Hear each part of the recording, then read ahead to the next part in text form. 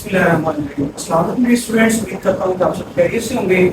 आज बेटा हम क्लास 9 केमिस्ट्री का पहला chapter states of matter and phase changes को डिस्कस करने जा रहे हैं, जिसका पहला टॉपिक है बेटा व्हाट इज केमिस्ट्री। केमिस्ट्री क्या है?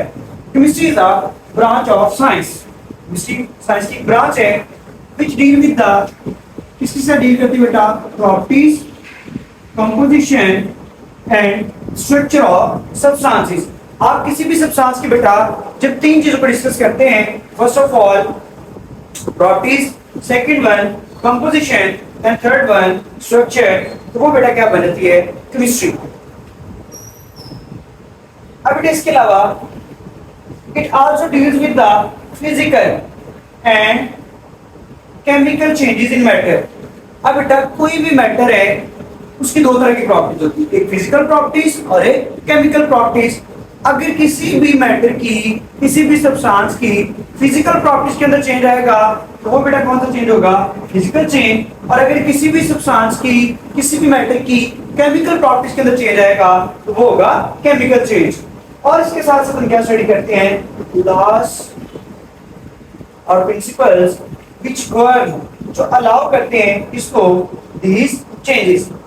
इसका मतलब केमिस्ट्री के अगर हम समराइज करें तो केमिस्ट्री सबसे पहली बात ब्रांच ऑफ साइंस है, जिसके अंदर हम क्या क्या डील करते हैं? Properties, composition and structure of substances. इसके अलावा ये किसके साथ डील करती है? It also deals with physical and chemical changes and laws और principles which govern these changes. अब इस सब को बेटा हम क्या कहते हैं? केमिस्ट्री। उसके बाद बेटा हमने तीन बातें डिस्कस की थी, कंपोजिशन, स्ट्रक्चर एंड प्रॉपर्टीज। जब बेटा हम बात करते हैं कंपोजिशन की, इसका मतलब होता है determination of composition means finding out percentage. क्या फाइंड आउट करनी बेटा आपने?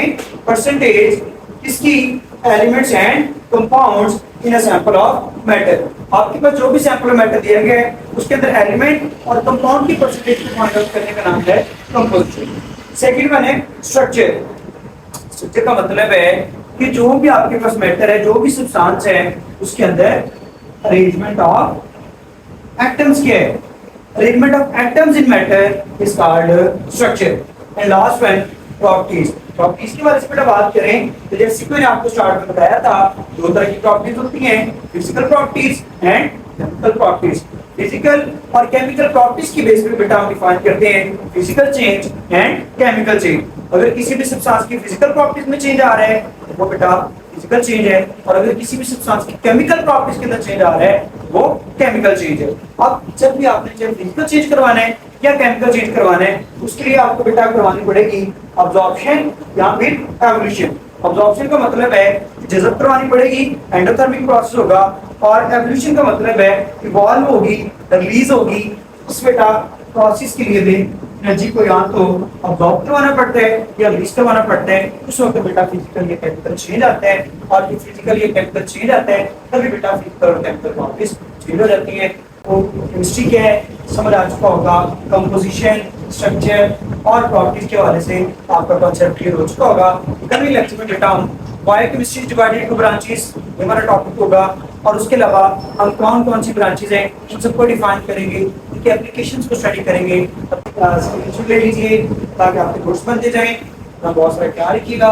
नेक्स्ट वीडियो में अल्लाह हाफिज़।